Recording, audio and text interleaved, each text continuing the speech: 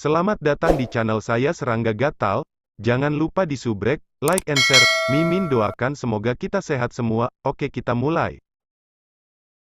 Dewa iblis hebat dalam hati membenci.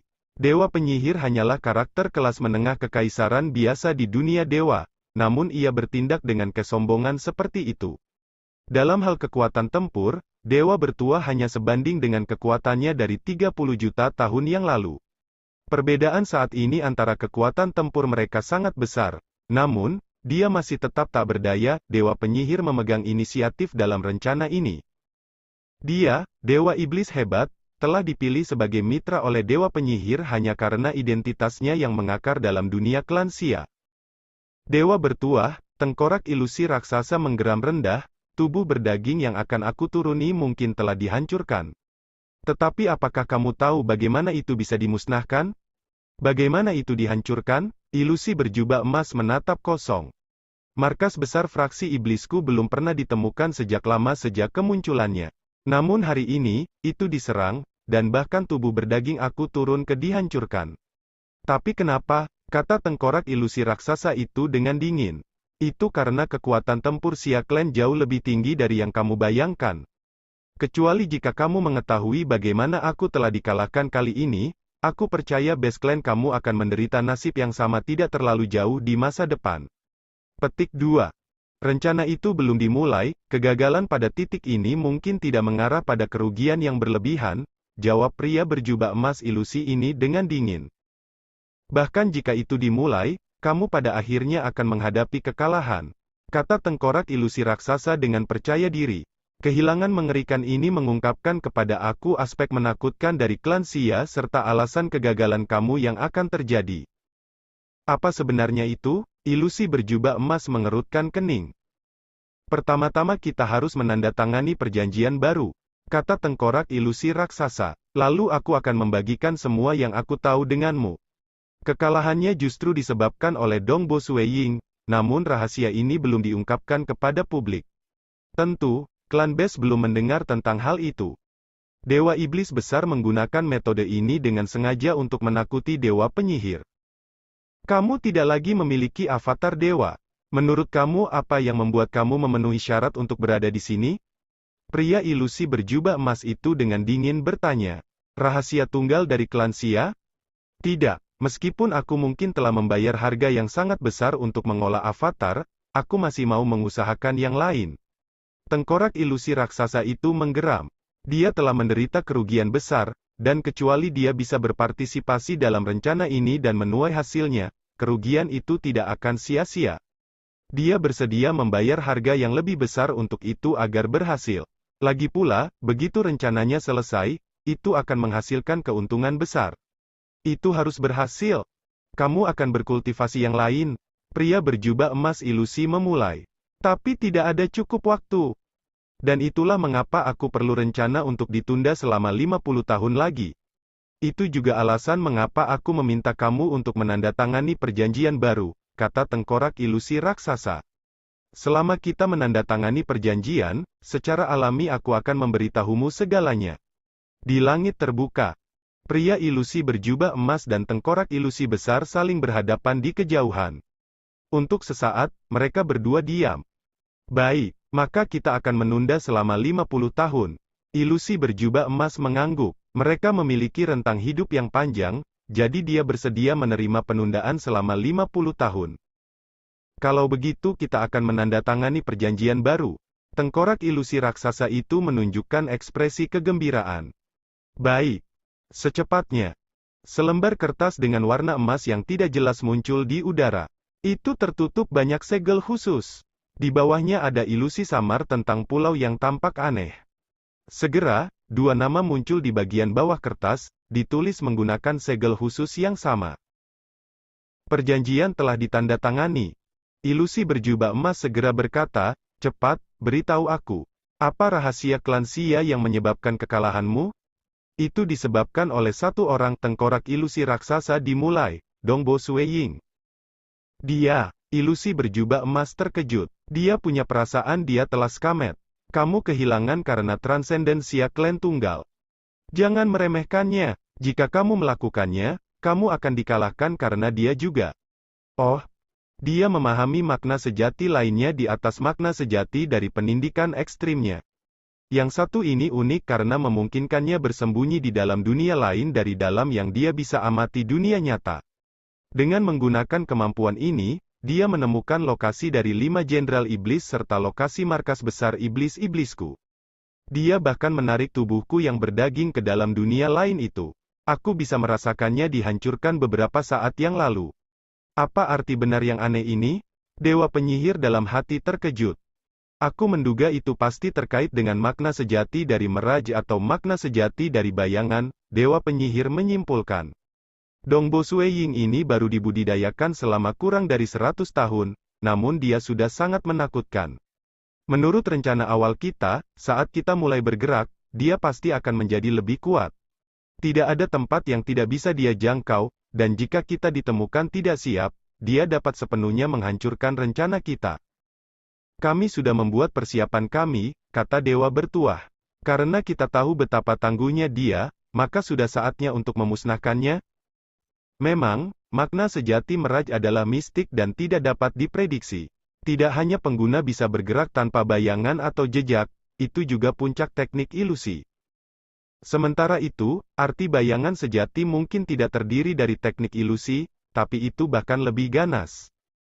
Makna sejati Miraj Sueying cukup lemah dalam hal kemampuan ofensif, tetapi ia memiliki makna sejati ekstrim dari pendidikan ekstrim. Dua makna sejati ini saling menutupi kelemahan masing-masing, yang membuat mereka menjadi pasangan yang menakutkan. Kanan, kita harus memusnahkannya, kata Dewa Iblis Besar, lebih cepat lebih baik. Status macam apa yang dimiliki oleh Dewa Penyihir dan Dewa Iblis Besar? Mereka sadar bahwa Sueying memahami teknik tertentu untuk meningkatkan kekuatan tempurnya.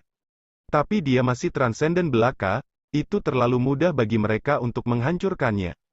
Jika dia bisa mengolah makna sejatinya ke alam tahap ketiga dan kemudian memadatkan hati dewa sejati, Sueying mungkin akan menyusahkan bagi mereka untuk menghadapinya.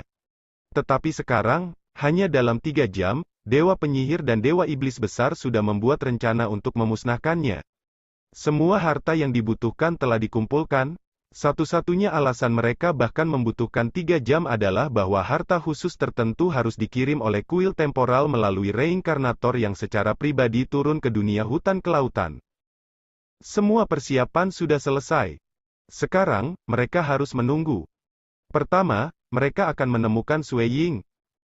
Dan kemudian, basmi dia. Bright Sand Province, Razorwind County City. Sekelompok transenden saat ini merayakan di dalam rumah terpencil. Haha, ayo, tepuk tangan. Puyang, kamu bocah. Kamu baru saja melarikan diri dari musibah, jadi keberuntungan pasti akan mengikuti segera setelah itu. Benar, aku akan mengatakan itu segera, saudari Sidong akan melahirkan boneka untuk kamu. Hehe, aku berterima kasih pada Brother Yu Feng.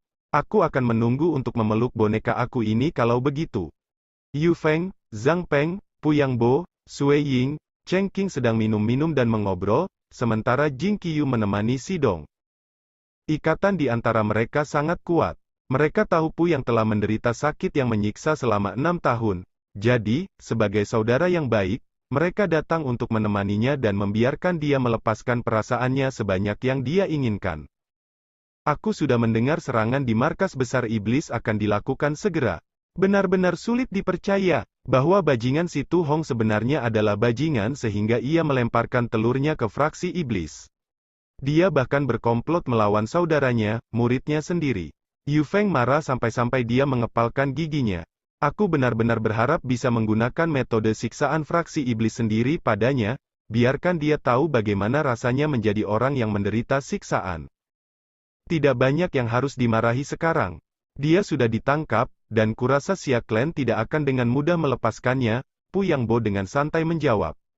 Jangan menyebutkan subjek yang menjijikkan itu lagi. Itu hanya mengganggu suasana hati saudara-saudara kita yang baik. Ai, Yuan King, mengapa kamu berjaga-jaga dan menolak untuk berbicara? Yuan King tertawa dan tetap pemalu seperti biasa. Menjadi pemalu seperti wanita muda. Aku benar-benar tidak tahu bagaimana kamu bisa berkultivasi menjadi seorang transenden. Zhang Peng tertawa di samping. Aku baru saja perlahan berkultivasi, Yuan King mengeluarkan beberapa kata. Sui Ying rela minum dan mengobrol dengan saudara-saudaranya. Dia dalam suasana hati yang relatif santai. Situasi berkembang ke arah yang positif. Tubuh berdaging Dewa Iblis Dewa Agung sudah lama dihancurkan. Itu dihancurkan di tangan seorang prajurit dewa, karena kepala istana Chen dan sisanya khawatir bahwa kecelakaan mungkin terjadi. Karena itu, mereka akhirnya memutuskan untuk menggunakan prajurit dewa yang tidak bisa dihancurkan. Namun ternyata, menghancurkannya sebenarnya cukup mudah. Harus diketahui bahwa bahkan avatar dewa yang benar-benar turun akan dibatasi oleh kehendak dunia untuk kekuatan puncak demigod. Karena jiwa dewa iblis besar belum turun, seberapa besar perlawanan yang bisa dilakukan oleh tubuh berdaging belaka? Selama serangan di markas iblis fraksi, beberapa avatar ki dari demigods bergerak dengan cepat untuk menangkap transenden yang sebelumnya terungkap. Karena mobilisasi yang cepat ini, transenden fraksi iblis tidak menyadari bahwa mereka telah terungkap. Karena itu, termasuk Si Tu Hong, 8 transenden yang ditemukan oleh Sui Ying segera ditangkap. Adapun markas besar, tanpa pengelolaan demigods dan tanpa ada arai yang tertinggal selain yang primitif. Sui Ying mendengar bahwa mereka telah menembus bagian dalam dan mencapai akhir pertarungan. Krisis besar seperti itu akhirnya mencapai akhir. Sui Ying menyeringai. Saat berikutnya, dia berbalik ke arah langit yang jauh dengan cemberut. Sejak awal perang dengan fraksi iblis, dia selalu memeriksa sekelilingnya dengan persepsi yang diberikan oleh Mirage dan tidak pernah sepenuhnya santai. Ini memungkinkan dia untuk segera merasakan bahwa, 250 km jauhnya, aura yang kuat mendekatinya melalui kekosongan. Sui Ying, yang sampai beberapa saat yang lalu berbaring miring memegang segelas anggur, tiba-tiba menghilang tanpa jejak. Dalam sekejap, dia sudah melayang di udara di luar Razorwind County City. Dia masih tidak tahu identitas partai yang mendekat. Jika bermusuhan, mereka bisa membahayakan seluruh kota, termasuk warganya yang tak terhitung jumlahnya, teman-temannya di dalam rumah besar, serta Jing Qiu. Sui Ying tidak akan membiarkan makhluk tak dikenal yang kuat ini mendekat. Sui Ying berpakaian hitam berdiri di udara mengernyit saat dia melihat ke depan dengan tatapan dingin. Dengan lambaian tangannya, dia mengirim untaian kimera api berisi True Meaning of Extreme Piercing yang terbang maju menuju makhluk tak dikenal yang mendekat. Mereka hanya beberapa kilometer jauhnya dari kota. Sila, kimera api secara paksa merobek sebagian ruang, memaksa pihak yang mendekat untuk melihatnya. Karena dia masih tidak yakin tentang identitas partai yang masuk, dia meninggalkan beberapa kelonggaran. Dia hanya menggunakan ki-nya untuk merobek sebagian ruang dan dengan paksa mengekspos mereka. Tawa menjengkelkan menyebar di sekitar ketika 3 sosok secara bertahap mengungkapkan diri. Mereka adalah lelaki tua berjubah hitam memegang tongkat kerajaan yang terbuat dari tulang, seorang lelaki kurus dan menyendiri mengenakan baju kulit hijau, dan seorang wanita dengan rambut ungu. Tawa itu berasal dari wanita ini. Saat gelombang tak terlihat langsung menyelimuti area seluas 100 km ke segala arah, pria berjubah hitam mengirim Sui Ying senyum tipis. Dengan lelaki tua itu sebagai intinya, area bundar 100 km ini diisolasi dari luar. Sejak beberapa saat yang lalu mereka minum dan mengobrol bersama dengan Sui Ying, Pu Yangbo, Zhang Peng, dan Yuan King, serta Jing Qiu dan Si Dong yang duduk sedikit lebih jauh, semuanya bingung. Ketika mereka melihat bahwa Sui Ying sudah pergi, mereka semua melihat keluar untuk melihatnya melayang di luar tembok kota. Sebagai transenden, mereka dapat dengan jelas melihat pemandangan ini. Apa yang sedang terjadi? Mengapa Sui Ying keluar? Zhang Peng dan yang lainnya semua penasaran. Pemahaman mereka tidak setinggi Sui Ying, jadi mereka tidak merasakan keberadaan kuat masih lebih dari 100 km di kejauhan. Ada yang tidak beres. Murid Sui Ying. Jing Qiu berdiri. Mereka semua merasa curiga dalam hati, bahkan agak gelisah. Mereka melihat Sui Ying yang melayang mengirim untaian ki transenden untuk merobek ruang, mengungkapkan 3 angka. Tetua Aolan, Raja King Yan, ekspresi di wajah Jing Qiu, Pu Yangbo dan yang lainnya berubah. Tetua Aolan menduduki peringkat ketiga dalam daftar demigod, peringkat tertinggi dari istana bertuah dan pemimpin mereka. Raja King yang adalah penguasa Deep Sea Base dan demigod peringkat keempat. Keduanya adalah keberadaan kuat dari klan binatang. Mereka tidak dapat mengidentifikasi wanita berambut ungu itu, tetapi dia bepergian bersama dengan tetua Aolan dan Raja King Yang, sehingga dapat diasumsikan bahwa dia sama kuatnya. Selama 3 keberadaan yang sangat kuat muncul bersama di luar Razorwind County City, Jing Qiyu dan yang lainnya tidak bisa menahan diri untuk tidak kaget. Bagaimana mungkin mereka tidak panik? Kepala Istana Chen. Kepala Istana Chen, sekelompok transenden klan binatang yang kuat telah muncul. Mereka adalah tetua Aolan dan Raja King Yang, serta wanita berambut ungu yang tidak dikenal. Murid Sui Ying tampaknya telah pergi untuk berurusan dengan mereka. Masing-masing dari mereka mencoba mengirimkan detail tentang situasi dengan panik. Jing Qiyu khawatir sampai wajahnya memucat. Puyang Bo menghancurkan gelas di tangannya tanpa menyadarinya. Dia baru saja kembali hidup-hidup dari neraka. Dia tidak ingin saudara lelakinya yang baik dan penyelamatnya menemui masalah. Tidak peduli seberapa gelisah mereka, bagaimanapun, mereka hanya bisa menonton dari kejauhan. Kurangnya kekuatan mereka berarti mereka tidak memenuhi syarat untuk ikut campur. MN. Ekspresi Sui Ying berubah masam. Meskipun dia terkejut melihat tetua Aolan dan Raja King Yan, dia masih bisa tetap tenang. Tetapi ketika area 100 km di sekitar mereka terisolasi dari luar, perasaan suram mengalahkannya. Merajnya dipengaruhi oleh zona isolasi ini. Biasanya, dia bisa memperpanjang merajnya hingga 250 km di sekitarnya, tetapi saat ini, itu hanya mencapai hingga 100 km. Dia tidak bisa merasakan apapun di luar area itu. Kekuatan yang luar biasa, bahkan bisa mengisolasi lingkungan, memisahkan bagian dalam dari bagian luar. Sosok Sui Ying kabur dan kemudian menghilang saat dia memasuki meraj. Sui Ying terbang ke satu sisi penghalang dan mencoba merobeknya, tetapi tidak berhasil. Dia kemudian pergi ke sisi lain, meninju, dan bahkan mencoba menanamkan Stellar Fire Cloud Spear-nya dengan Extreme Piercing, mencoba mengebor dan menikamnya. Ci gelombang. Penghalang tak kasat mata ini sangat sulit. Itu dengan mudah menahan serangan tombak Sui Ying. Aku sudah diisolasi dan disegel di sini?